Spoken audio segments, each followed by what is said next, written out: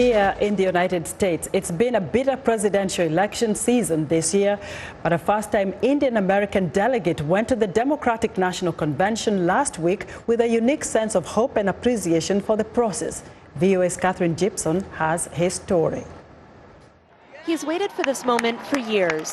Sashi Gupta has a front-row seat for a historic nomination, a moment that means more to him because of how far he's traveled. The things that Americans maybe take for granted are so special when you come from the outside. VOA caught up with a delegate back home in Virginia in the weeks before the convention. The ability of a country to recognize a society, to recognize a problem, and once recognized, to move as a nation to fix it, to me that's really inspiring.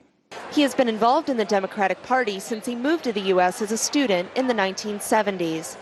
Gupta took a break from his delegate duties in Philadelphia to look at this year's Hillary Clinton-Bernie Sanders contest.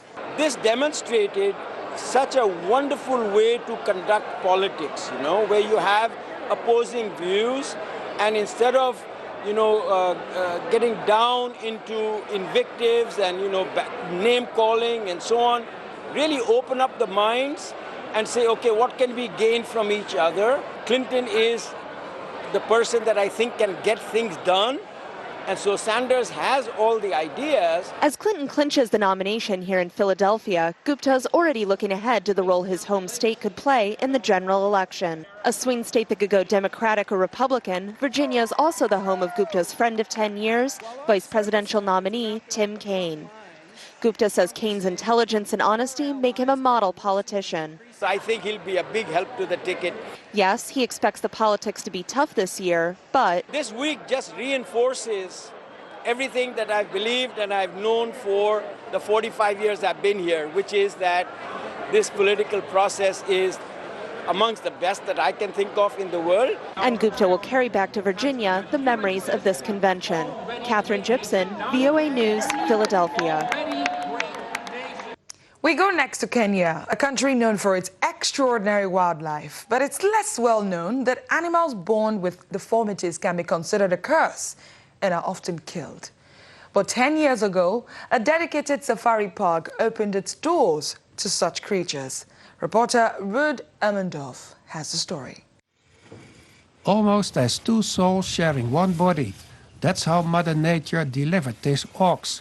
It has 4 horns, 3 eyes and a twin mouth. In Kenya, this would have been enough reason to be killed instantly at birth, because disabled animals are seen as a bad omen. But in Kitale Nature Conservancy, it's living its life in peace. Otherwise than other game parks in Kenya that are dedicated to the so-called Big Five, this park is for animals that came to Earth less lucky. The animals here owe their survival to the founder of the park, Boniface Ndura, a retired teacher who believes that these animals have a right to live. Initially to the dismay of the surrounding population. If rain did not come in time, or if it was more than normal, or if there was a lightning killing people here and there, people would associate that thing with the keeping of these animals in the neighborhood. Boniface says he weathered the storm, and now the park is hosting a whole colony of deformed animals. There are cows with no genitals, bulls with enlarged scrota, donkeys with no tail, and this cow with stunted hind legs. I happened to be around when this one was born, and I picked it, and then I brought it up here and I brought it up. All the animals are in good health, but finding staff to take care of them was a challenge because of the traditional beliefs. Caregiver Moses Longito has been here for years and says he never experienced any harm because of the animals. I'm not afraid because they were born in that state. I'm getting used to living with them. Now, after more than a decade, the park became a good neighbor. Parents even allow their children to come over for school trips. If an animal is born like this, they kill it. But we do prefer that we give it a second chance to live. Are we doing the right thing? Yes. I think it's nice. Apart from the deformities that it has, it is good to learn that it has stayed here from 2 or 3. That means it can survive. Bonifacendura is meanwhile expanding the park with a hotel and resort for visitors to have a comfortable time while admiring nature's exotic creatures. This is Ruth Almondorp for the Voice of America, Kitale, Kenya. Fear and rejection of disability is explored in a new film by a California documentary maker. The movie looks at the practice in Ethiopia's Omo Valley of killing children who are thought to be cursed and the efforts of a local man to rescue them. When Lale Labuko learned his 2 older sisters had been killed because they were thought to be cursed, Omingi, he began a campaign to stop the practice among his people of the Karo tribe. The film is called Omo Child, The River and the Bush. Michael Sullivan spoke with filmmaker John Rowe about the story behind the film. The Omo Valley is a place of stunning beauty with a deeply held secret. Children labeled Mingi or cursed are thought to be responsible for misfortune and are killed. Photographer John Rowe only learned about this after many visits to the region. The reason why people get sick, the reason why there's drought, the reason why there's famine is because of Mingi. It's because children's teeth first appear on the upper gum instead of the bottom gum. Or because they are born out of wedlock, are disabled, or are twins. They are all killed. They think what they are doing is right.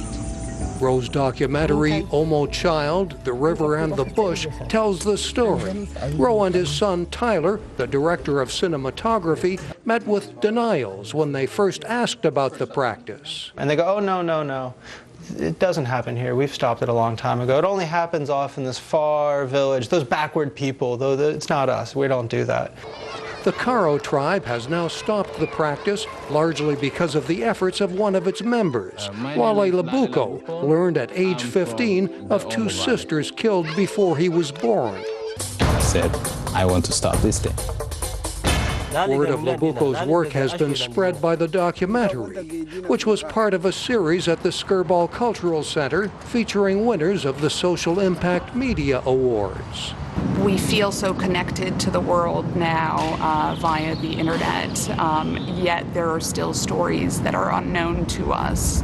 Labuko's work isn't done. I love my people. There's 2 other tribes that continue to practice Mingi and kill children, and he's working hard to try and prevent that.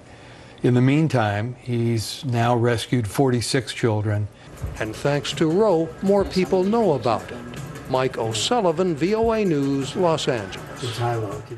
And it's time now to take another break. But before we go, we remind you to please visit our website at channelstv.com for all the latest information. You can also find us at youtube.com/channelsweb. Still to come on Africa 54. A top African fashion designer breaks into the European market, exhibiting her high-end designs in London. That story in a moment.